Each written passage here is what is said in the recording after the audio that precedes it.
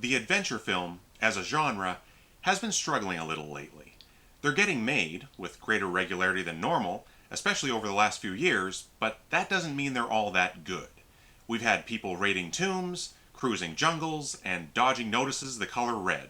But for all the flash, CGI overload, and untold millions of dollars spent bringing these quests to the screen, there's something missing. But you see, it wasn't always like this. Once upon a time, in the early 1980s, there was a dependable series of adventure movies that began. And every 4 or 5 years, we would be treated to another of these thrilling films.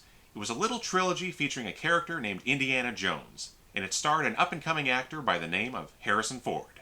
In between his exploits, there were of course knockoffs, wannabes, and comedic send-ups. But we always came back to Indy.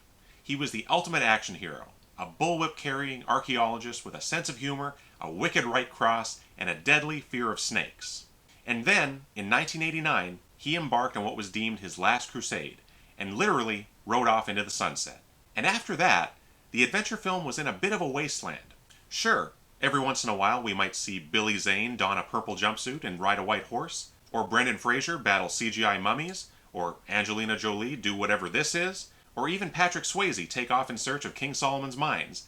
But they never quite clicked the way Indiana Jones did, although I have to admit I do have a soft spot for the Phantom. But that all changed in 2004 with the release of National Treasure, when we were introduced to Benjamin Franklin Gates, played by none other than Nicolas Cage. Here, at long last, was the type of hero I'd been waiting for. Benjamin Franklin Gates, his friends, and his father were on the hunt for a treasure of incredible proportions, and I loved it. The treasure hunting felt clever, with clues and riddles galore, leading the characters and the audience on a thrilling chase. Gates is a very different type of character than Indiana Jones, of course. The man is anything but an action hero. I don't think he ever even holds a gun, and the closest thing he has to an iconic costume is a tube strapped to his back that's useful for carrying things like, I don't know, the Declaration of Independence? The movie was shot everywhere from Washington, D.C. to Philadelphia. Okay, it's not exactly a globe-trotting adventure, but when a movie is this much fun, who am I to complain? And I wasn't the only one that thought so. Audiences loved this return to exciting, family entertainment, so much so that it got a sequel with the mysterious title, Book of Secrets. In true sequel fashion, it wasn't quite as good as the original, but it was still a fun adventure, and our heroes got to travel everywhere from London and Paris to South Dakota. A bit more of the globe was trod upon, not exotic parts, but Benjamin Franklin Gates isn't exactly an exotic guy. But despite whatever shortcomings it may have, it once again had clever treasure hunting, which is key to making a great adventure that focuses on the process of hunting for treasures. This will become important later. The long-rumored third installment in the National Treasure franchise has yet to materialize, but don't worry, we now have National Treasure Edge of History. In all fairness, I have not watched this series, so I can't say that it will be inferior to the movies that inspired it, but I strongly suspect it will be. Not everything has to be a TV show, Disney. But back to Book of Secrets. It came out in 2007, and the future was once again uncertain for adventure films. But wait, did you hear that?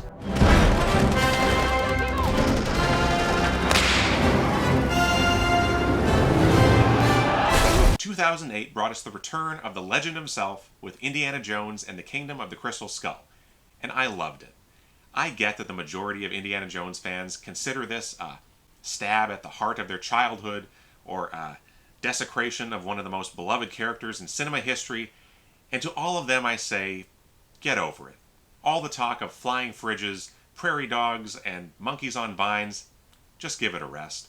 And remember, the originals weren't always amazing either.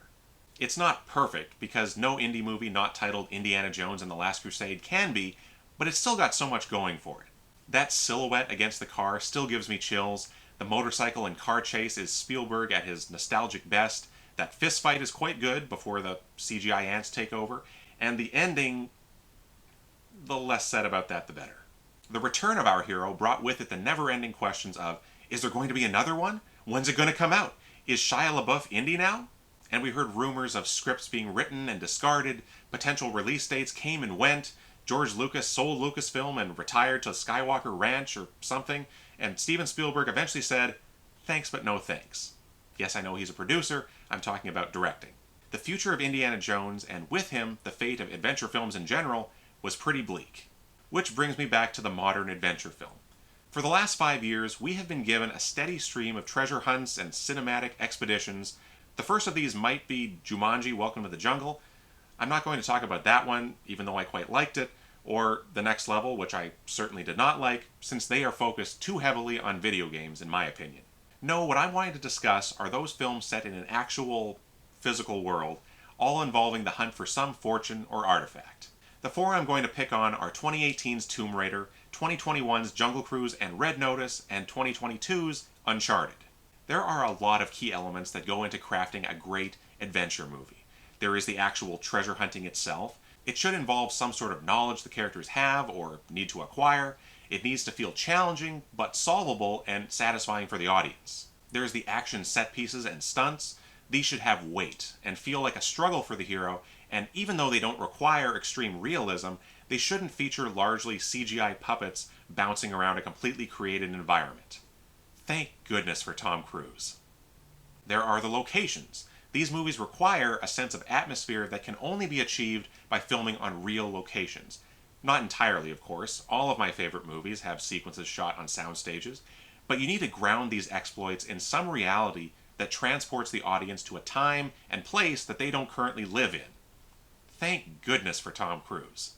There are the costumes. They should feel lived in, suit the characters wearing them, and bring with them a feeling that they would actually wear this. I completely acknowledge that each item of Indiana Jones' classic costume was carefully selected, but it feels of a whole, and Harrison Ford wears a fedora better than any actor since the 1940s. There are others too, like great scores to accompany all the action, and well-formed and well-utilized supporting characters to bring out other sides to the hero. I have to say that Tomb Raider is the best of this recent bunch. I've only watched it once, which is true of all four of these actually, but I remember really enjoying it. I know nothing about the video games upon which it's based, so I couldn't care less about accuracy to them, or if Alicia Vikander is your ideal Lara Croft. I just don't care. I found it an enjoyable action movie that actually felt like it was shot in at least some real locations. There's a chase at a marina in China that I remember liking, and they thankfully leave out any actual supernatural elements. The Indiana Jones films worked because those elements were kept to a minimum and usually only focused on during the finales. There is an over-reliance on CGI in certain scenes, but something I appreciate is Lara Croft isn't afraid to use her bow and arrow to put down a threat if she's faced with one. Note to filmmakers, it's okay to let your main character kill a bad guy if the need arises. Jungle Cruise isn't bad, but it brings with it the issues that go along with every movie Dwayne Johnson makes these days. Every one of his movies looks like it was filmed in a closet. Not a closet in my house, but a bigger, A-list celebrities closet with the walls lined in green and or blue screens to fill out the stunning backdrops that they didn't bother to actually find in the real world. Again, I understand that older movies, including the Indiana Jones movies, utilize matte paintings and other special effects to round out what they couldn't achieve naturally. And that's all fine, it's great even, because effects were used to enhance the efforts that went into making these movies, not just relying on an army of graphics designers to add realistic-ish looking trees behind Dwayne Johnson's head. The action of Jungle Cruise also has its problems. I'm going to bring up the fight that Emily Blunt has while standing on a library ladder. It's kind of fun, whatever, it's not a big deal, but it's an example of the kind of action that so many movies seem to strive for. It's as though the set piece is a large-scale version of the board game Mousetrap.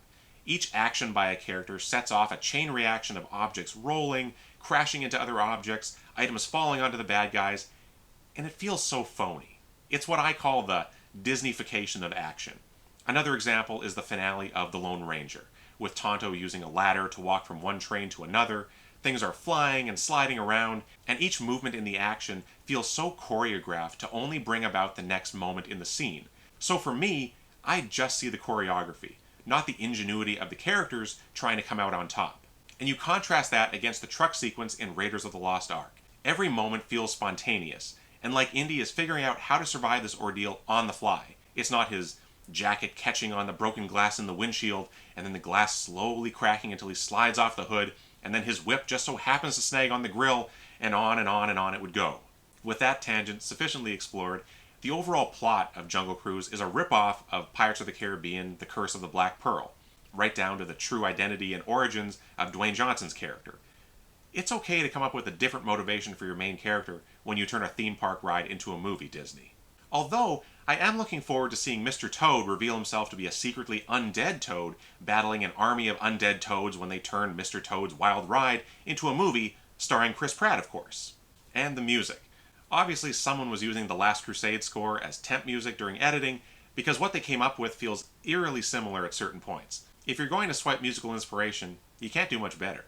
Red Notice is another Dwayne Johnson extravaganza, this time aided by everyone's favorite funny man, Ryan Reynolds. And Gal Gadot's there too, wondering why she's not allowed to play Wonder Woman anymore. This one seems to have been filmed in an even smaller closet than Jungle Cruise. Dwayne Johnson is a very tanned man. If anyone should be okay with going out into actual sunlight to shoot a movie, it should be him. Back to adventure movie staples, the action scenes. I don't think any of our main trio of characters kill a single bad guy in the whole movie. It's not for lack of guns in the film, though. Everyone is constantly pointing guns, firing machine guns at everything in sight, but never hitting a single human target. If the issue is you don't want your image connected to gun violence, don't even put guns in your movie. Because now you either look inept or like you're trying to please both audiences. The action movie heads that see Commando as the pinnacle of brilliant filmmaking, and whoever is watching that's averse to any sort of a body count in an action movie. And arguably, I don't think you end up appeasing either one. And the mousetrap style action scenes abound, like Ryan Reynolds fighting henchmen on a large, precarious set of scaffolding. Costumes. Let's talk about costumes. Can we all agree that Dwayne Johnson looks out of place in anything that's not either a t-shirt or a khaki button-down? Here we get his turtleneck and leather jacket combo, or that weird outfit with the scarf that's apparently his post-mission relaxation look. And it's not just here. I get that Jungle Cruise is supposed to look kind of African Queen-esque, but Dwayne Johnson isn't Bogart, and his hat and vest look like what they are. A theatrical costume that this man, Frank, whatever his name is, would never be caught dead wearing. You have to make your characters look like they have a foot in some sort of reality, or that their costumes have some function to them. And finally, Uncharted. Probably the worst movie on this list, other than this moment. Shouldn't have come out to play with the big boys, Ian, because you're about to get a proper Scottish welcome. What? Again, don't care about the video game, so the endless casting controversies mean nothing to me, although regardless, Nathan Fillion probably would have been better casting, and by that I mean almost any other actor that looks like an adult might have been a better choice. I have nothing against Tom Holland, he made a good Spider-Man, but a rugged adventurer, he's not. I understand he's legally an adult, but there's a reason he can convincingly play a high schooler. There's nothing wrong with that, he just looks young, and all the bicep flexing in the world isn't going to change that at this point. The chemistry between he and Mark Wahlberg is in the negative, a flat line, which is a problem when your leads are supposed to be a bickering comedy-action duo.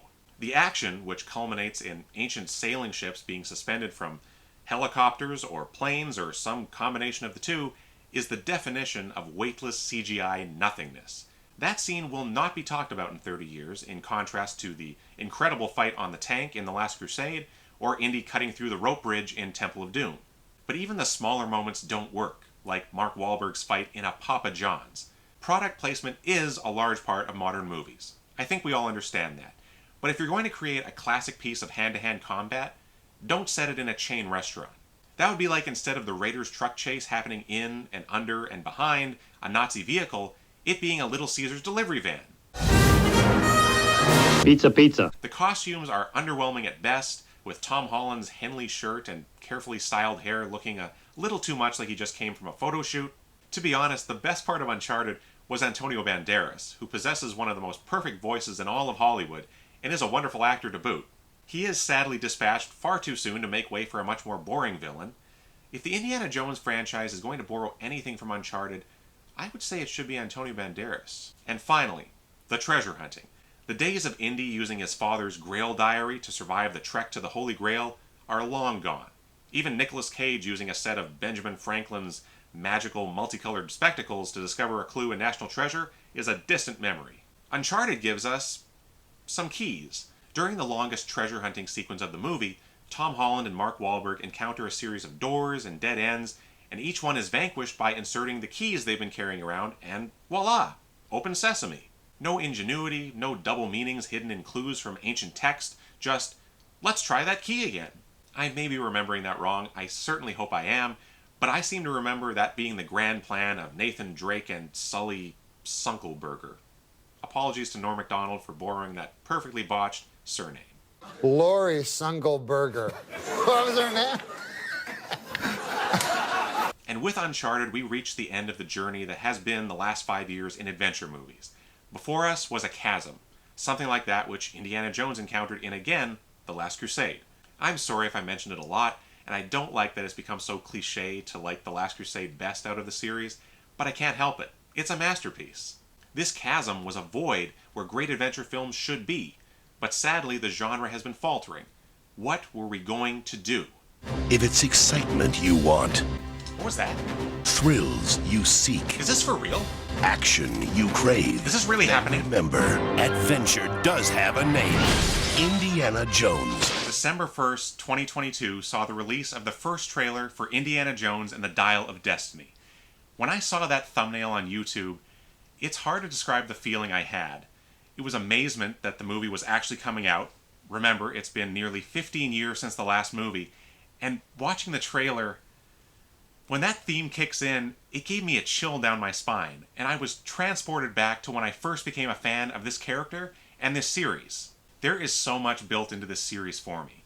A huge sense of nostalgia, of reciting lines from the movies with my friends, of watching the movies with my family many times, watching the Young Indiana Jones Chronicles recorded on VHS tapes, and also it being another reason why I love movies and movie music. I have listened to the Last Crusade soundtrack CD so many times, I wait for opportunities like this video to put on my costume.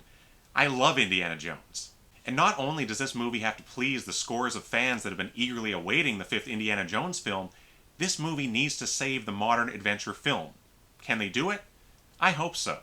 They already have two massive legs up. They have the legendary Harrison Ford back, and they have a new score by the just as legendary John Williams. No other adventure movie can compete with those two juggernauts. There is so much talk about how old Harrison Ford is. Yes, he is indeed 80 years old. But I don't care about that in the least. I belong to the group that will happily watch Liam Neeson play assassins, former spies, former Marines, and ice road truckers well into his 90s if he's willing to do it. Yes, Harrison Ford is playing an action hero, but this character has aged with him. There's so much concern that he won't be convincing in the strenuous action scenes. Let's be clear, Harrison Ford has never sought to be Tom Cruise, convincing the world that he himself can do the incredible feats that this character can.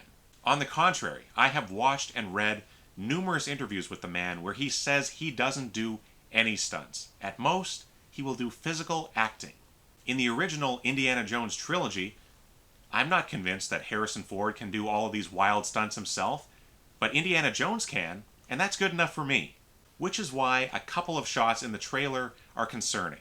There's the shot of Indy rearing up on horseback with Harrison Ford's face pasted on top of whoever was actually sitting on the horse that day. I don't need a shot like that. I am perfectly happy with Harrison Ford doing the close-ups, like the one in the Super Bowl teaser, and then sticking to wide shots while a fully capable stuntman does that flat-out gallop down the street. And there's the wide shot at the end of the trailer with Indy brandishing his whip and then diving below a table when the guns come out. It appears to be a completely CGI version of Harrison Ford doing the little dive at the end. Something just feels off. Again, frame it differently and put a stuntman in there. But despite those minor issues, I still have lots of hope. The treasure hunting itself is still up in the air. I'm not sure how satisfying that will be. I'm also not sure what the Dial of Destiny is. That I'm not too concerned about. There is a very small number of artifacts of mythic reputation that most audiences are generally aware of, and Indy has already found the Ark of the Covenant and the Holy Grail. So if they want to invent some sort of MacGuffin to kick the story off, it's fine by me. The action looks quite good. A little CGI heavy in spots, but James Mangold has stated he was trying to go for a more practical aesthetic for the action. Whether that will bear out remains to be seen. The tuk-tuk chase through the streets looks great, and the ticker tape parade sequence looks very promising. I just hope they won't try to go too big in the action scenes or the major stunts. The Super Bowl teaser ends with Indy and his goddaughter falling from a plane. It looks a little Uncharted-like, I'm sorry to say, but I'm not giving up hope. Remember, one of the most impressive stunts in The Last Crusade is Indy jumping from horseback onto the top of a tank. It's a little moment, but has such weight and realism to it that it's always stood out to me.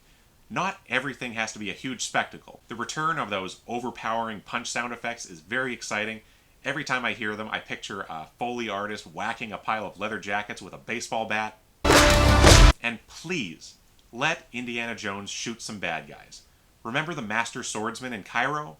Remember Indy shooting through 3 Nazis with 1 bullet? Remember all the fun gunplay we got in Kingdom of the Crystal Skull?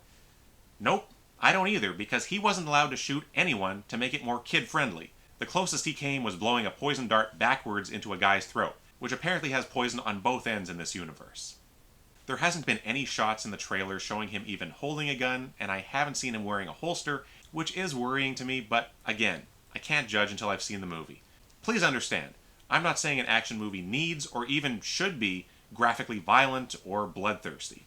I'm just saying that when a series has been established as containing gunfights, and that being a key element in Indy surviving many encounters, they should just go with it. The movie was shot all over the world, which I'm very excited for. That just increases the amount of footage of Indy traveling through real locations, all with unique looks. Kingdom of the Crystal Skull was shot entirely in the continental US and Hawaii because Spielberg didn't want to go too far from home. The costumes so far look great. Indy's fedora size seems to be fluctuating throughout the trailer and also in those behind-the-scenes photos I spent far too much time examining during the production, so I'm not sure what's up with that, but whatever. He's wearing a tie, evoking once again The Last Crusade, which is very exciting, and the Super Bowl teaser includes a nice reference to a rescuer ending up in more trouble than their rescuee. Again, a la The Last Crusade. Salah's back, John Rhys-Davies is incredible, and I hope he's not relegated to a tiny cameo. And we've got Antonio Banderas, who seems to be contemplating how he got roped into Uncharted, but at the same time thankful that he was rescued by the Indiana Jones franchise. The de-aging is one of the main items that everyone seems to care about. It looks very impressive in the brief shots we've seen so far. Other than this one, Indy looks like he's wearing Inspector Gadget's inflatable jacket here, and the overall look of the movie. There are some shots that look like they could have come straight from a Spielberg film, with lots of rich, warm lighting. I'm talking about a vintage Spielberg look, not the harsh, blown-out windows Janusz Kaminski look that has taken over in the last couple of decades. And then there are certain shots that feel more epic and painterly than the classic trilogy ever went for. It's an interesting change, and I suspect will play into the theme of this being a reverential send-off for the Man in the Hat. Lots of grand, sweeping shots to make this into an epic finale. The director is James Mangold, a far more experienced filmmaker than is usually hired by Disney, who seem to choose directors that are less seasoned to allow for them to be molded into what Disney was hoping for. Of course, he did 3:10 to Yuma, Ford v Ferrari, Night and Day, all excellent movies, and yes, Night and Day is excellent, and I hope he brings that same skill for crafting wonderful action, great character moments with humor sprinkled in that made those movies work. Okay, while I was editing this video, another trailer dropped. Thankfully, it doesn't make most of what I said in this video obsolete, but it does shed a little more light on the Dial of Destiny itself. A little. Prediction alert. Now that we know for sure that the Dial of Destiny involves time travel or changing the course of history, I have some thoughts. We have yet to see Mrs. Indiana Jones, Marion. Indy is still wearing his wedding ring, but the opening shot of the trailer shows him looking very much like a lonely widower, napping in his chair. So my guess is that Marion has passed away since the events of Kingdom of the Crystal Skull. If so, I think there's a good chance that Indy could end up using the dial to return to a time when the love of his life was still living. Captain America did a similar thing, and I think most people seem to enjoy that. So if they're shooting for some sort of heartwarming ending that hopefully involves Indy not dying, this could be the direction we see the movie take. The tuk-tuk and car chase still looks amazing. The horseback chase through the streets and subway is looking better and better. The de-aging looks even more incredible, and this joke really made me laugh. Antonio Banderas actually gets a line of dialogue, and looks like he would fit in working on the crew of the Bantu Wind. Mads Mikkelsen, who I did not mention in my initial thoughts of the movie, is looking like a phenomenal villain, complete with a hulking henchman that we meet for the first time in this trailer. We get to see more of Indy in the modern world of 1969. I could list everything we see, but if you're watching this video, you've likely already watched the trailer. I'll summarize it by saying that I'm more excited than ever for this movie. Welcome back, Dr. Jones. So, can Indiana Jones once again save the adventure movie genre before it's too late? I think there's a very good chance. Learning lessons from things that haven't worked before is not a strong suit for Disney, but hopefully this movie can be great, even in spite of the company producing it. I'm not expecting the greatest Indiana Jones movie of all time, but I am hoping for a movie that feels in keeping with what came before. and one that will leave all those other pretenders to the throne lying in the dust. Thanks so much for watching. If you enjoyed this, I hope you'll check back to Hildebrand Productions for more. Thanks again, and adios for now.